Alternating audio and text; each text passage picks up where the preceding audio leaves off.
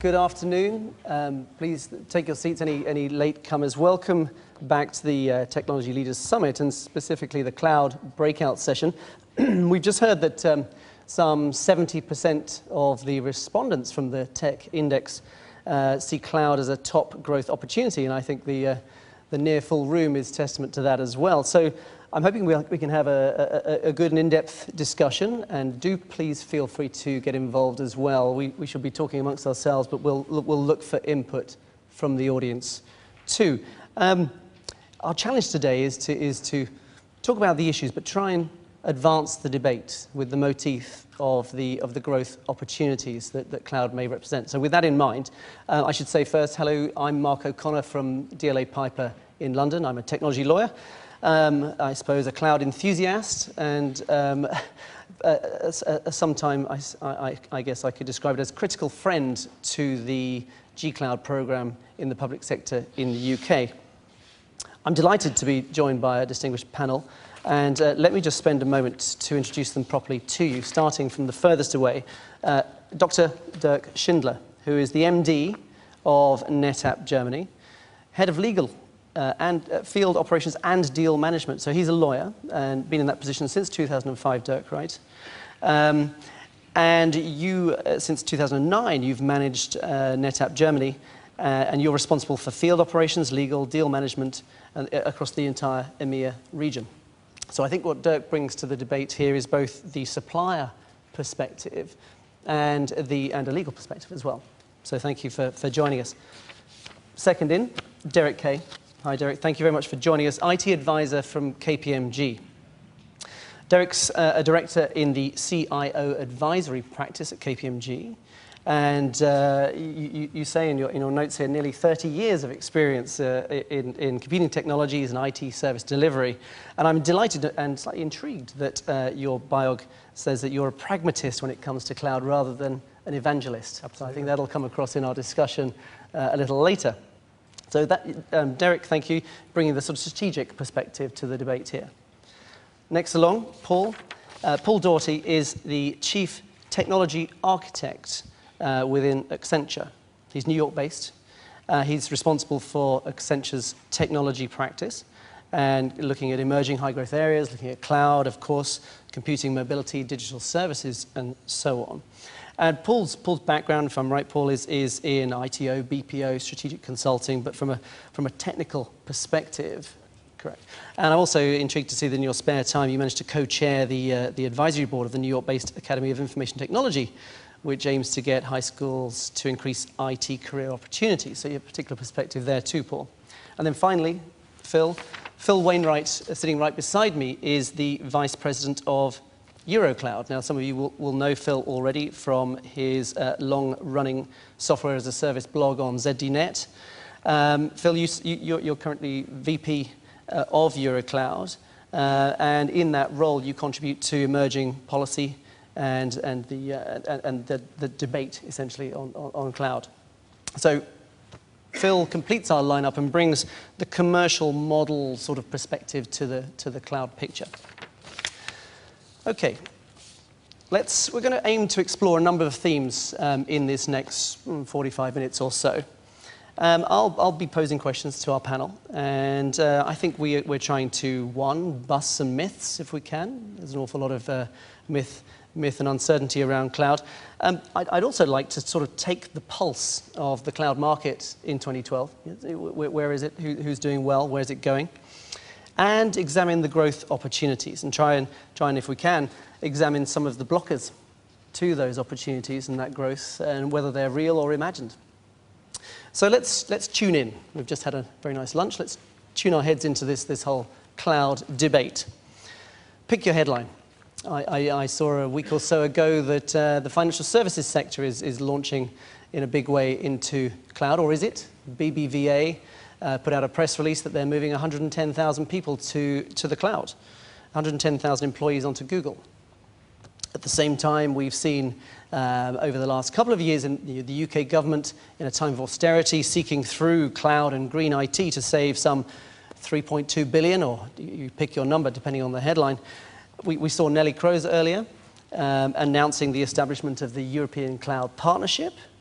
And as she said, for those that were at the plenary session earlier this morning, she's looking across Europe at standards, at privacy, at data portability. She's looking at jurisdiction, not just to make Europe cloud friendly, but cloud active, a little bit more proactive in this space.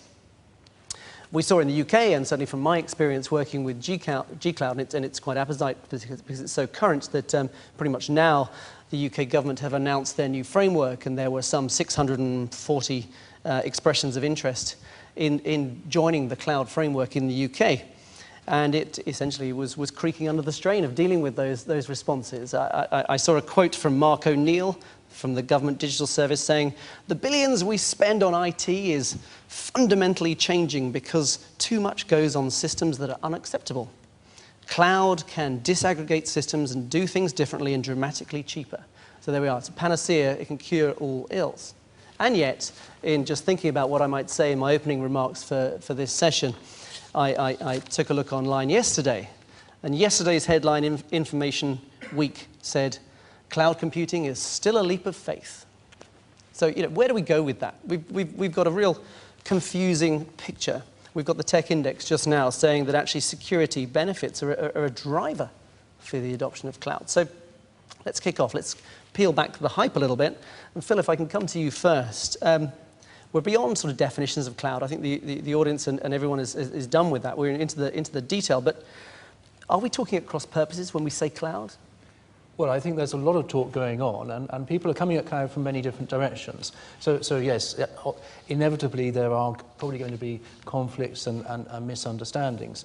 Cloud, of course, the term comes from the symbol in network diagrams of the 1970s that stood for the bit that you don't know all the details of, and probably that's the way the world feels about cloud. It's still an emerging and maturing model. And I think the other thing that tends to happen is that because we're all technologists, when we start talking about cloud, we immediately focus in on the technology, on the underlying infrastructure, and we start to think about Amazon and how can we build a cloud like Amazon, and actually that ignores a very large part of what the actual market is. If you look at market research, a lot of the spend that enterprises are making on cloud resources is at the application layer. They're buying things like Salesforce and Google Apps and other fully made applications from the cloud, rather than buying cloud infrastructure as a service or building their own cloud infrastructure. And so you need to be clear when you're in a conversation about cloud, which bit of the cloud you're actually talking about. And gentlemen on the panel, is that your experience too, that we're talking at cross purposes here? Yeah, one of my favorite quotes is by a science fiction writer named William Gibson, neuromancer, and wrote a number of novels and coined the term cyberspace. And one of William Gibson's quotes is, "The future is already here, it's just not evenly distributed." And I think that's what we suffer from with cloud a little bit. So all the headlines you mentioned are true and have some fact in them. And the problem is cloud is so broad that it's having impacts in a lot of ways. And yeah, there's a lot of things that still need to be figured out.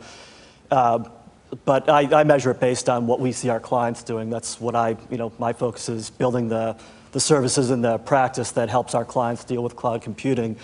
And we take a pragmatic view. I think I'd agree with Derek based on his bio that we try to avoid the cloud washing that happens, which my clients get frustrated by, where every vendor comes in with the same product they were trying to sell last year, and this year it's a cloud product. And that's confusing and frustrating.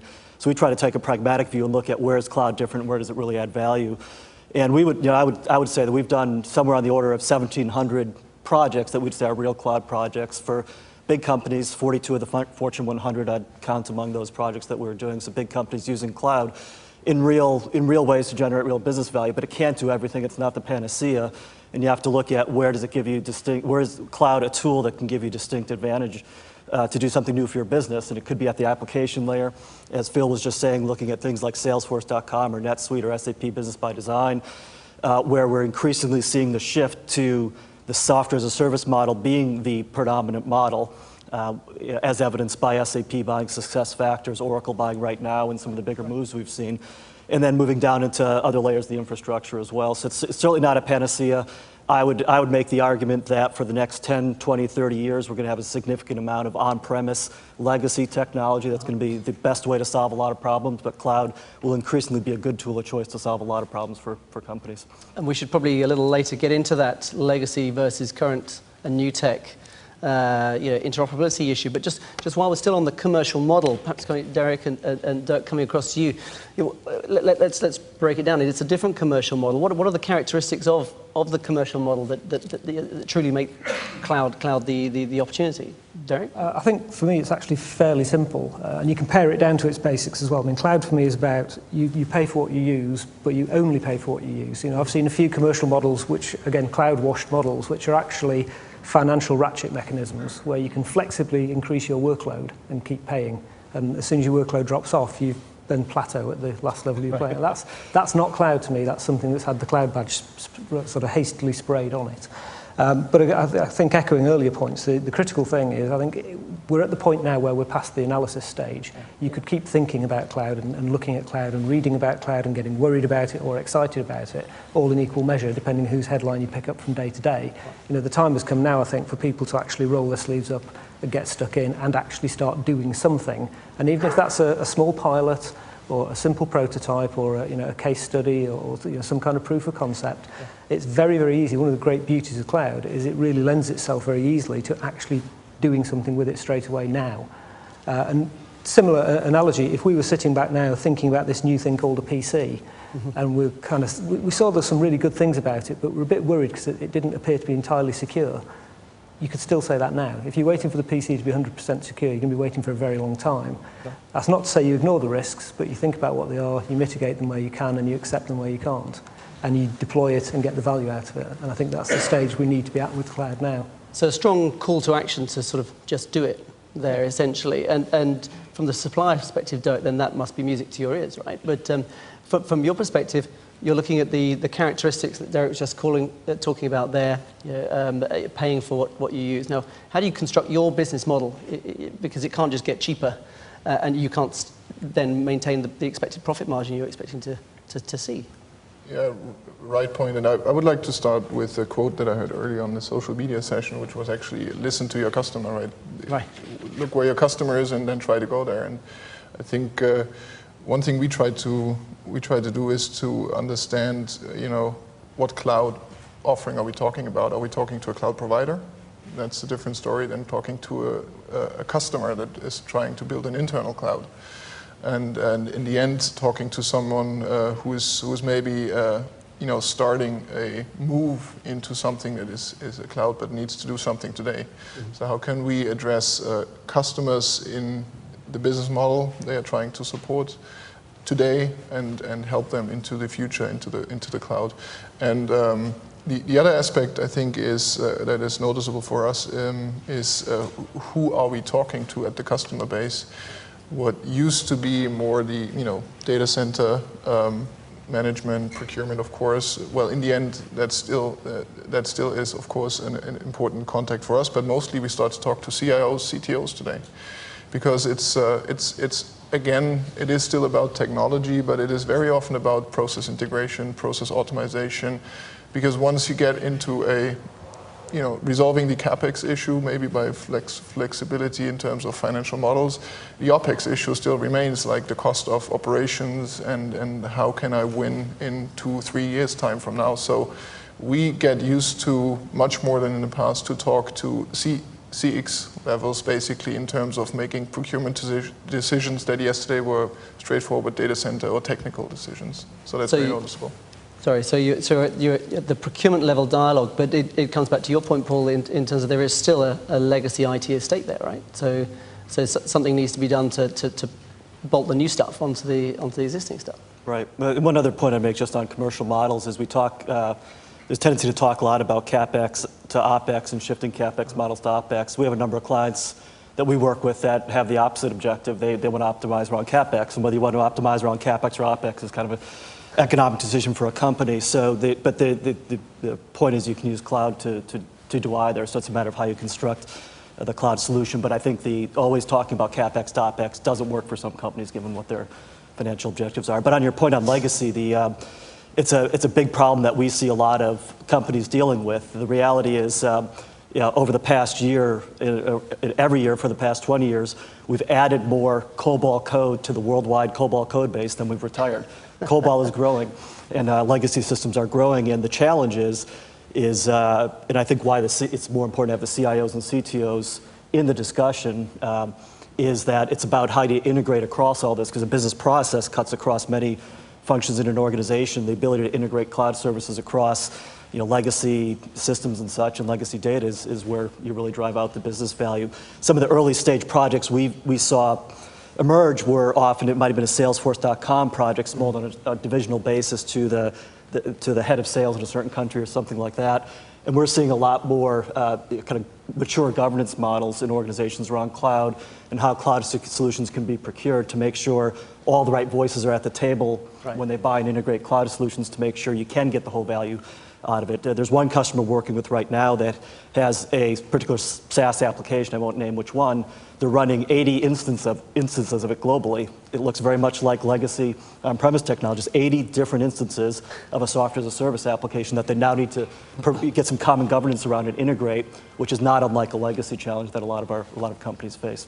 So let's look at that for a moment. That's what you're saying there makes me wonder to what extent we're edging towards enterprise grade cloud solutions. And one anecdote, speaking to someone within Salesforce, you mentioned Salesforce, they were bemoaning the fact that the average size of their deal was merely $250,000. Yeah, $250,000 is a good sum of money, but it's chicken feed by comparison to normal size IT deals, right? So what do you perhaps, Phil or Derek, what are you seeing in terms of the market, that those who are leaping the bar and becoming the vendors of enterprise grade, or the customers who are more fully embracing cloud?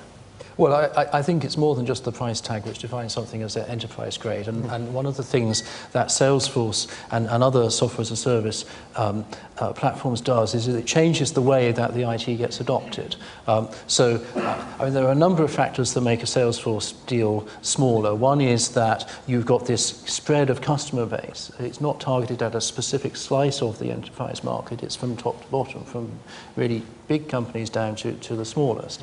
And so you're averaging across a very wide spread. You're also looking at a very rapid sales cycle that's possible because they're delivering online, and very often a deal being closed is a matter of customer ringing up saying, I want to do this and I can't do it, and the salesman says, oh yes, you need to upgrade to another license, and that's the deal. And then the final factor is that these platforms, because many customers are using the same code base, they constantly need to upgrade the feature set to attract new customers. And all customers get that upgrade. So that the functionality that's built into the product is changing every 3 months. Now, I was talking to a Salesforce customer, Thomas Cook Belgium, that implemented CRM in a traditional 2-year rollout. And they got into a real problem because every few months, the capabilities of the product would change. The business people would say, oh, we want that new feature, can we add it to the project? Or the developers would say, oh, we were building our own version of that and now it's in the product. And so they had to refactor, and it really added a lot of stress and work to the project. And the lesson from that for that organization was, well, next time we do something like this, we need to cut it down into a much smaller iterative project, get the product out there, get people using it, and then see how what features we need to add. Because presumably that fast, iterative, and sort of scope creep you're describing there must have negated the perceived benefits of cloud in the first place, or at least eaten into them. I think they still got the benefit, but they had headaches that they could have avoided by having a shorter implementation timescale and a reduced scope in the initial implementation. So, I mean, Derek, do you have a comment there? Yeah, I was just going to say, I think that raises a really interesting point, because, again, thinking about cloud, you need to think about it strategically, because it can be done very tactically. And if you're not careful, you have little skunkworks popping up all over the place with little cloud pilots. You don't keep things under control. And actually, if you don't sponsor and encourage the use of it in an enterprise, what will happen is people will find a way to do it. And they'll either put it on a credit card and pretend it's a sandwich, and they'll have a few servers running before you even know it. And you'll have very porous boundaries. So I think it's important to understand strategically how you're going to cope with things like frequent changes of functionality. Understand the knock-on effects outside of the IT world. If you're sitting in a purchasing department now, you might be signing off invoices to pay some quite large IT bills on a monthly or a quarterly basis. And there aren't very many of them, and you can kind of manage that volume. If all of a sudden you're getting things that look more like mobile phone bills that say, this person had a server for a week and it's going to cost you £3.50, are you actually geared up to deal with all of those? Can you validate that you ever bought that service in the first place?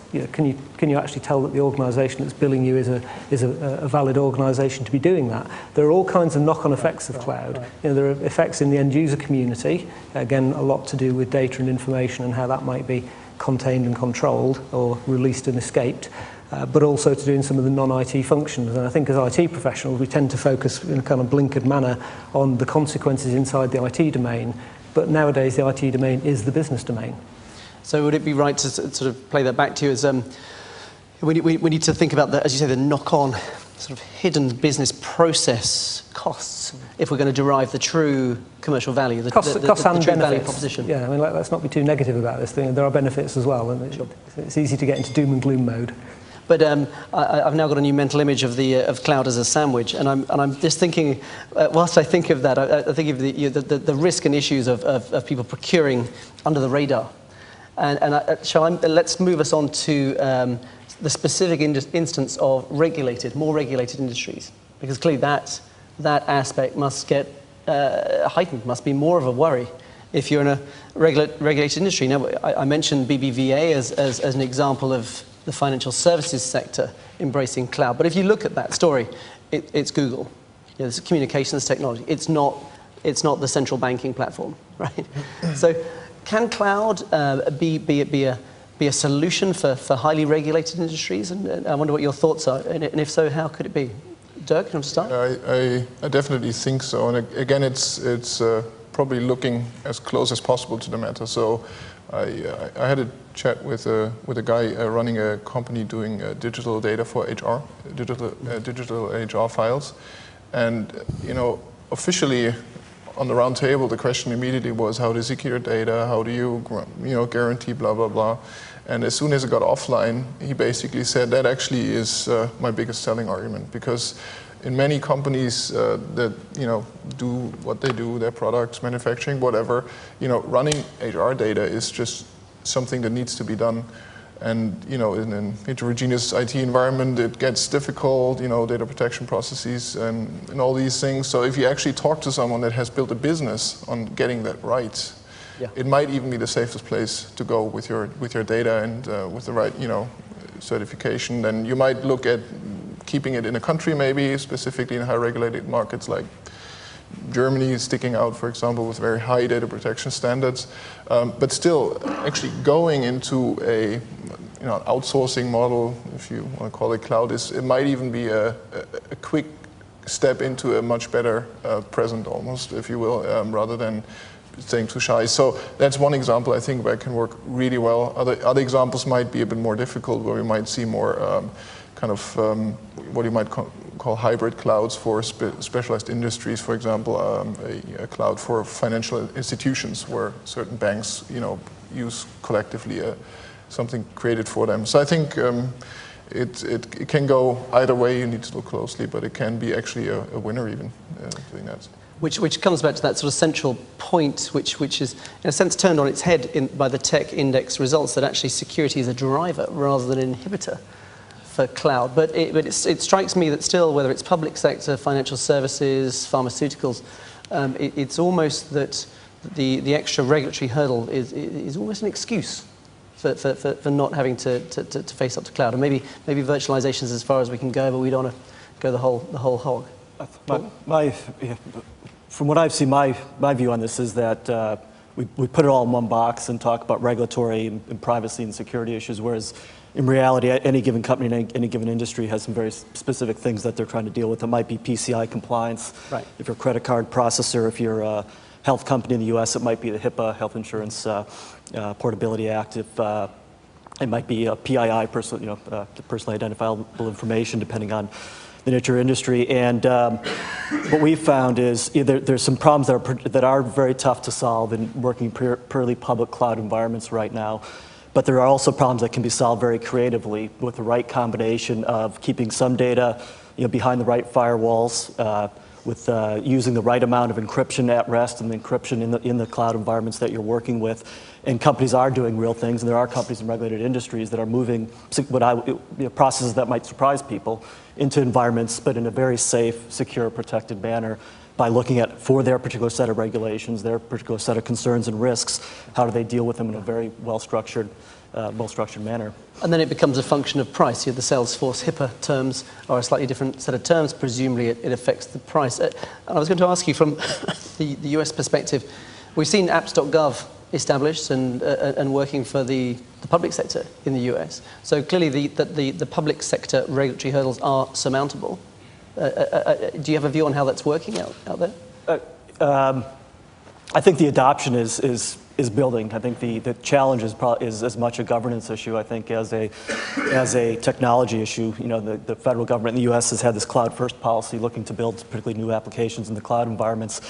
And a challenge, I think you get into challenges in any organization, especially maybe in a public service agency, around how do you encourage the right groups to take up the technology and use it in the right way. So I think there's barriers around that, but there's specific standards and specific certifications that are put in place to make sure it does meet the needs of the agencies and the governments that are using it. So yeah, I think it's, from a technology perspective, I think it's an effective way to address it. And then the challenges from a governance perspective, how do you get all the agencies to take it up and utilize the technology in the right way?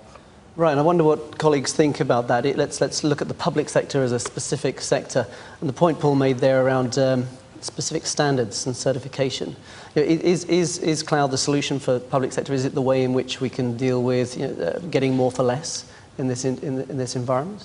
It absolutely can be. I think that it's astonishing to me the amount of money that is wasted, our money that is wasted by inappropriate procurement by public sector. But they've got themselves into a bind. And the interesting thing about G-Cloud is that it's not actually a cloud, it's a procurement mechanism, isn't it?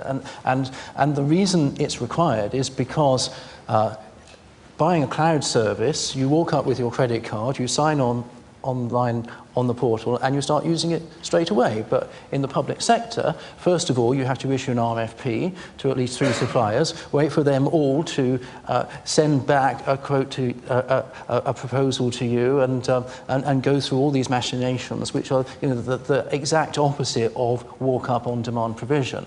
And G-Cloud has to exist because the way that the public sector is forced to procure is just not compatible with procuring on-demand services. So that's a great breakthrough, and I think all credit to the Cabinet Office for making it happen. And we'll see the next challenge, of course, is the take-up, because then you've got the culture in the IT world, in the public sector, of saying, well, we've always done it this way in the past, and we're very concerned about governance, compliance, and whatever sometimes red herring people want to bring up. And there will be a lot of cultural resistance then to actually achieving the savings that we would all like to see government making. So is hurdling the cultural barrier the be all and end all that actually is going to make this work? Well, I think it is. Cloud, to me, is a disruptive technology. It's not just a different way of delivering IT. It's something which has far-reaching impacts on the way that businesses and organizations can organize themselves and can operate. And so it's disruptive in a good way for the business people, for the people that actually want to run the operations, that want to do innovative new things, get into new markets, or deliver public services in imaginative new ways. But it's disruptive in a bad way for the IT people, because they've suddenly got to change the way that they do things. They've got to learn completely new skill sets. And so there's a resistance from the IT world against doing things in this new way and learning these new skills that comes up against this great urgent need that the business side have got to actually take advantage of the cloud as a platform to do new things. Derek, do you find that strategically that it's the change management issue that more than the technological issue? I would say so, yeah. I mean, particularly in public sector. I mean, public sector has a great benefit, which is, particularly if you look at things like local government, you don't compete for customers. You know, I live where I live. The council next door can't come and empty my bins for me because they offer a slightly different price. You know, there's competition when you're letting those contracts internally. But it should actually be, if you think about it, it should actually be a match made in heaven, really. This idea of this elastic capability that you could share across the entire population with, you know, with the variance of workload and the variance of price that goes with it. It just sounds too good to be true. And I think the thing that is holding it back is largely the non-technical sides of things. It is the fact that, you know, this is the way we've always done it. We're kind of special, so we can't possibly have exactly the same service as the council next door or the council up the road. But I think increasingly the kind of public awareness of this is turning around as well. The public now are a lot more aware of how our taxpayers' money is getting spent. So I think you will start to see increasing pressure that says, well, actually, I might feel as though I'm a little bit different to the people in the next borough, but I don't want to pay for that difference. So can I feel different but still pay the same? That'd be nice. So I think you will see some pressure mounting in that direction. I think the commercial barriers are being swept away now from the kind of more mature way in which the procurement frameworks have been set up. And technically, I don't think there's been that many barriers there in the first place. I think, frankly, we've invented a lot of them in the past. Yeah. I'm aware that we're having a great discussion here, but of course we have an audience too. Now, if there aren't questions, we will just carry on. We have plenty to talk about, trust me. But are there any, particularly on the points we've just made there, to do with commercial model, to do with fear and uncertainty, to do with how the market's looking, and the regulated industry point? There is a gentleman actually with his hand up at the back. Thank you. Georg Borges from University of Bochum, Germany, and I have a question concerning the use of cloud computing in the public sector. In Germany, we have quite a discussion on that issue, and one of the most important questions is if the public entities are allowed to make use of cloud computing for public works, for EU government. And well, I personally think that yes, there are no legal obstacles, but there's some discussion, and as you know, a careful legal discussion needs its time, and maybe in 2 or 3 years from now on we will reach consensus on that. And since time matters, well, I think regarding the discussion this morning, I would think that we could speed up in Germany if our Chancellor Angela Merkel would just make use of social media and send a tweet saying cloud computing is great for administration.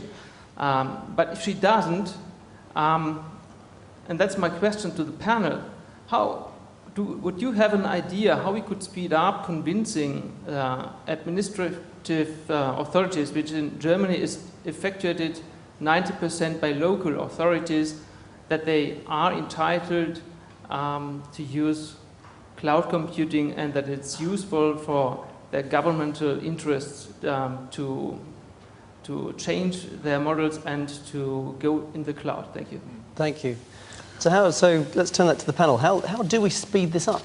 How do we speed up the adoption? The gentleman there's saying that there are even potentially sort of barriers and a sense that one is not allowed to adopt cloud in Germany. And perhaps, Dirk, you might be the best to comment on that in the first instance. It's great because I get to wear my German hat. So I'm a vendor, I'm a lawyer, I'm German. So let me take that. I think it's a really good question. And maybe on the one hand, you have a lot of technical aspects, secure multi-tenancy and all these things. I mean, take that as a given, but maybe using something that's a bit more provocative, you know, you could also turn it around and say, like, you know, is any government procurement that does not include a cloud service as an option legal? Isn't it that by terms of fair procurement, you actually have to include the alternative of a cloud offering to you know, really make it a procurement that's open to the whole market? And I've seen some beginning legal discussion around specifically that point. Isn't that actually something that might at some point become mandatory to not exclude a part of the market from public spending? So that might be a nice lever to use if you want to get the University of Bochum into the cloud. So that's one idea next to all the more regular technical aspects you can raise, but that's one I would point out. Thank you. Any other comments on that point? Yeah, excuse me. The only other comment I'd make is I think the way the question was phrased was interesting in that, you know, the maybe social media, you know, social networking is a way to advance it. And I think that's one of the question with the cloud, I mean, just doing cloud for cloud's sake, I don't think makes a lot of sense, other than maybe there's some specific cost reduction scenarios and things like that. I mean, cloud makes sense in the context of solving a particular type of problem. And I think what'll cause cloud to really accelerate over the next several years, and I think is causing acceleration in the consumer sector right now, is the overall consumerization that we're seeing in technology. We passed an interesting point in the US, and I haven't looked at the global data yet, but I'm guessing it would be consistent in Europe as well. We passed an interesting point in the US where the average US corporation spends less on the technology for their employees than an individual spends buying technology for themselves. So each of us spends more on our own technology than our companies spend on technology for us. And that's reflected in investment patterns, it's reflected in IPOs you see happening, it's reflected in venture capital funding within the industry, it's reflected in corporate R&D spending, the investments going into more of the consumer technologies. I think that and cloud computing is particularly applicable and valuable as you deploy those consumer technologies. As you look at the back end for mobile technologies, and as you look at how you make social media really work, and as you look at providing e-citizen services in a government context, cloud is a very good way to serve those needs. So the way I look at it is going to be that consumerization around the technology that's going to be a forcing function to people to look at using cloud models to adapt technology more effectively. And just one big example of that we worked on was the Royal Wedding website, which is the William and Kate's wedding last year. We worked with Clarence House and Google to develop the website for the Royal Wedding, officialroyalwedding.org. It was developed in a matter of weeks. You can go look at it, I think it's still out there. And it was used by hundreds of millions of people all over the world to keep in tune with what was happening around the royal wedding. The ability to do a online kind of social portal like that in a matter of weeks, to be accessed in thousands of page views per second globally, in a highly secure way, given the sensitivity of the information people that would be trying to disrupt the service, and being able to do that in a way where you shut it down after the wedding, the traffic goes way down. I mean, that's the kind of application that I think is served very well by cloud environments. Now, that profile doesn't meet every application that you're trying to provide, or every government application certainly, but that's the kind of capability that you can get through the cloud platforms, I think offer new ways of thinking about how you provide service. So speedy, and as you say with your stats around people spending more at home than they do in the office, a sort of move to a bring your own model, where you're working on your own technology rather than the office allocated laptop. Let's look at the negative side of that just for a moment. That must make it difficult in terms of, if you're the existing IT department, to look after your landscape, because you've got a hodgepodge of mixture of kit, both legacy, new cloud, bring your own model as well. And I'm just wondering to what extent some of the publicized failures, whether it's data hacking, whether it's EC2 with the outage, what effect do you think they have had on the uptake and the opportunities in the cloud sphere? Phil, do you want to kick off on that? Well, yeah, I'll kick off by saying that actually most of the cloud failures that we read about in the media are failures of enterprises doing cloud not very well. Right. And I think one of the things we need to understand about the cloud is that it's not just the technology infrastructure, as I was saying earlier, it's also this ability to connect into the world out there, to be able to collapse distance, to access resources wherever they are, and to do that on demand, and to do things in a much more automated way. And every organization, whether it's outsourced its IT operations to third parties, or whether it's doing them all in-house, its operations, its infrastructure touches the cloud at many points. And the more that you get into supporting mobile platforms and bring your own device, the more you are exposed to the cloud, that kind of amorphous mass of unknown out there. And we are seeing companies like Sony, like RIM, the BlackBerry makers, having architected their cloud-facing infrastructure in a traditional enterprise IT way, have found that they weren't up to actually providing a proper service in the cloud. Now, Amazon has quite different issues, because Amazon is working at such scale that multi-billion to one things can happen because they're making that number, supporting that number of transactions. And so they're pushing the limits of technology and discovering some things don't work and that they have to be fixed. But they are still achieving a higher level of availability and performance and a tremendous upgrade in their feature set month on month than any enterprise infrastructure that you'll see. It's more fun to have violent disagreement on these panels, but I'll violently agree with that comment. I think looking at the Amazon issues in particular, what happened is Amazon's divided into these availability zones, and certain of those went down when they had their crash. Others stayed up. We had applications that we built for clients and some of our own that operated just fine when Amazon went down because they were architected in a way to work where Amazon was working. And that's the same way our clients would architect things in their data centers. You try to avoid single points of failure and all those kinds of things. And for whatever reason, a lot of people didn't do that when they moved to the cloud environment. So I think it's a matter of managing your risks in the right way and being proactive on architecting around the risks. When you look at bring your own device, I think that brings a different set of challenges.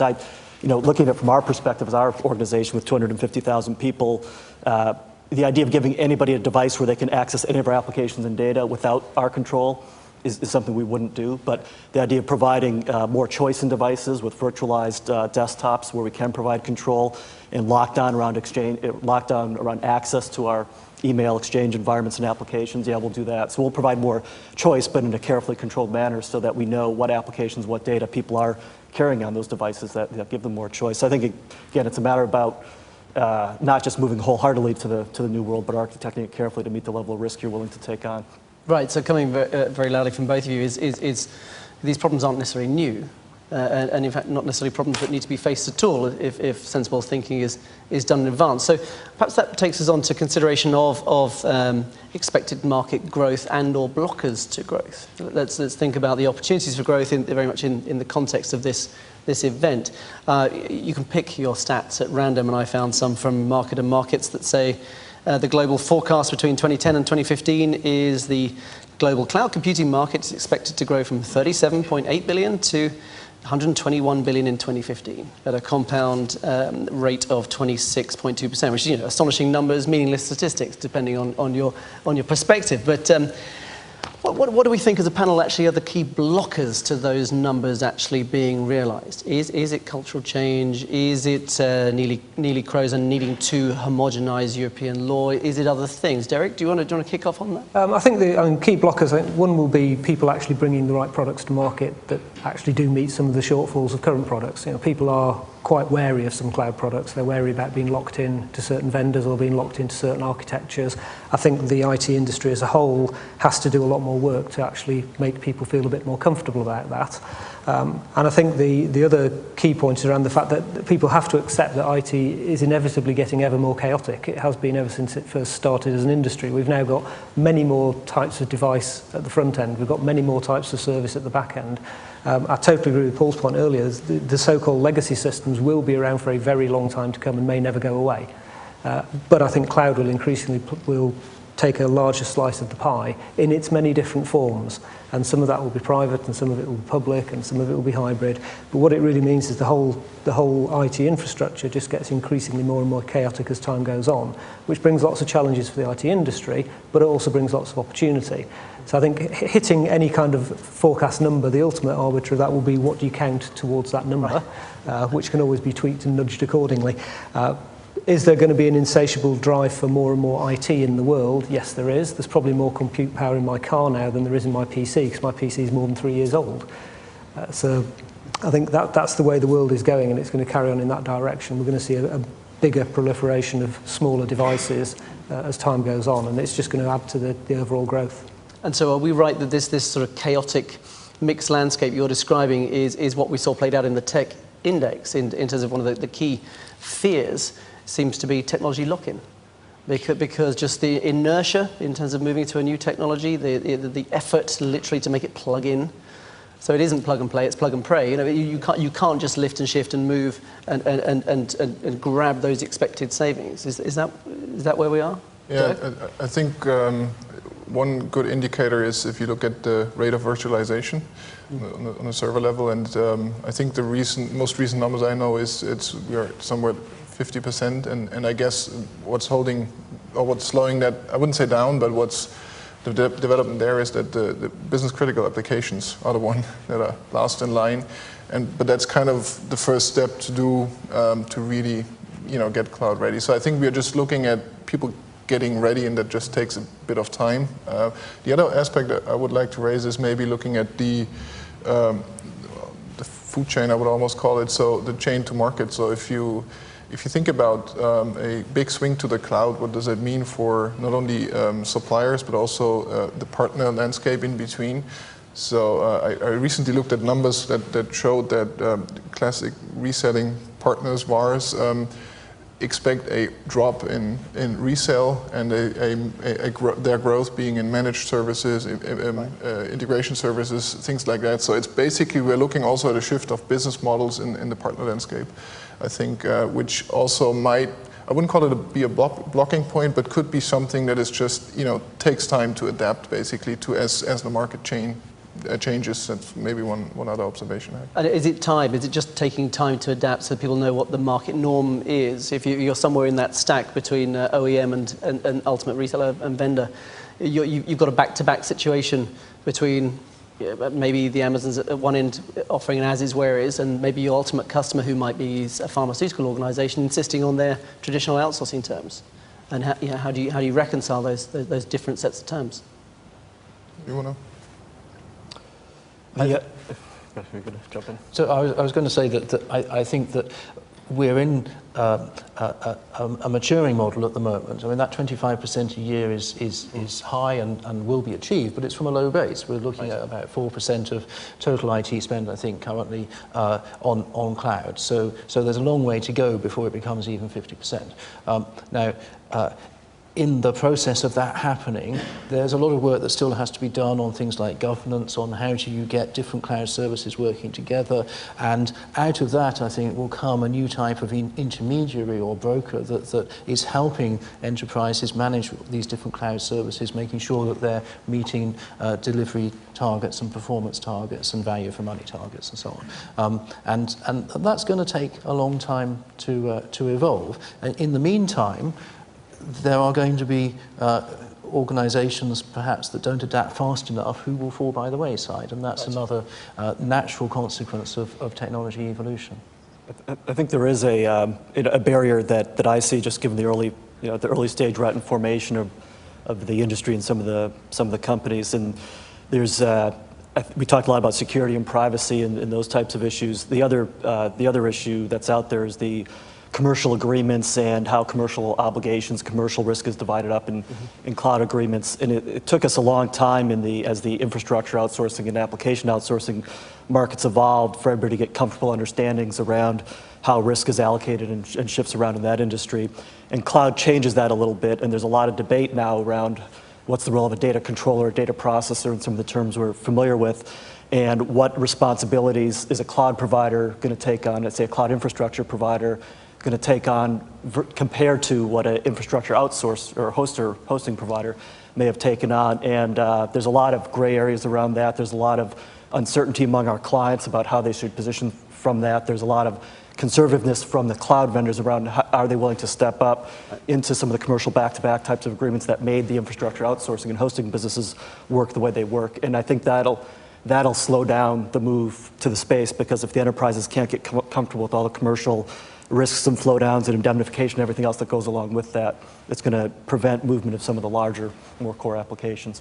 So there's a lot of adapting here, adapting in terms of your thinking on the commercial model at the outset, your risk profile, the acceptable risk profile in the ultimate agreement, and adapting over time to see if it works and you are on market, on message. Right. Now I'm conscious of time. I know we could talk a great deal, and there are other issues I'd love to discuss, but I think before we perhaps wrap up, if I just sweep the audience again, is there anything particularly, John, on the right-hand side there?